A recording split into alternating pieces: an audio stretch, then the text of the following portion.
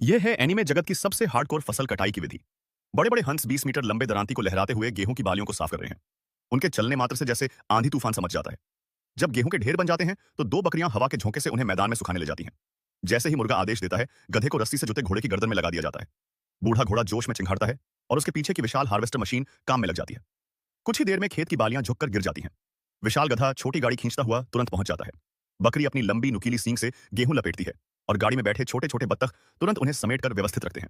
फिर वे सब मिलकर काम बांट लेते हैं। चार बकरियां बिखरे गेहूं को छोटे छोटे ढेर बनाती हैं। मजबूत बैल उन ढेरों को एक बड़े ढेर में तब्दील करता है। अगर कुछ बालियां गिर भी जाएं तो चिंता की बात नहीं।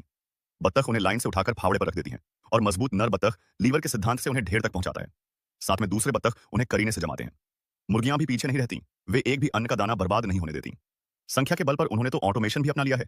उनकी कार्यक्षमता भी गजब की है। बारिश से बचाव के लिए अबाबिलें अपने घोंसले बनाकर योगदान देती हैं। लेकिन सबसे बड़ा योगदान तो मुर्गियों का है। वे व्यवस्थित तरीके से घोंसलों की ओर चलती हैं। जैसे ही दो साइबेरियन हस्की आदेश देते हैं, लंबे समय से अंडे रोक रही मुर्गियां झटपट अंडे देती हैं। अब तो अंडों की ट्रांसपोर्ट भी ऑटोमेटिक हो गई है। सुअर भाई उन्हें तेजी से पैक कर देता है और काम को और प्रभावी बनाने के लिए वह एक गुम हो चुकी विशेष तकनीक भी इस्तेमाल करता है। इसके बाद माओ माओचोंग कैटरपिलर का तो कहना ही क्या। उसका रूपांतरण और विघटन इतना स्मूथ होता है कि उसकी कार्यक्षमता में कोई कमी नहीं रह जाती। कटाई के बाद बारी आती है बुवाई की, जिसमें मेमना और हस्की की जोड़ी कमाल की तालमेल दिखाती है। बकरी अपनी लंबी टांगों से मिट्टी पलटती है, हालांकि थोड़ा सिर जरूर अटकता है। मुर्गियां तो अपनी पैनी पंजों से ढीली मिट्टी को समतल करती हैं। अब आती है बड़ी कीट, जो अपनी ताकत से गहरे गड्ढे खोदती है। पीछे पीछे अबाबिल बीजों को सटीकता से उनमें डालती है। अगर बात सबसे आसान काम की हो तो वो है चींटी का। वह एक विमान में बैठकर खाद छिड़क देती है।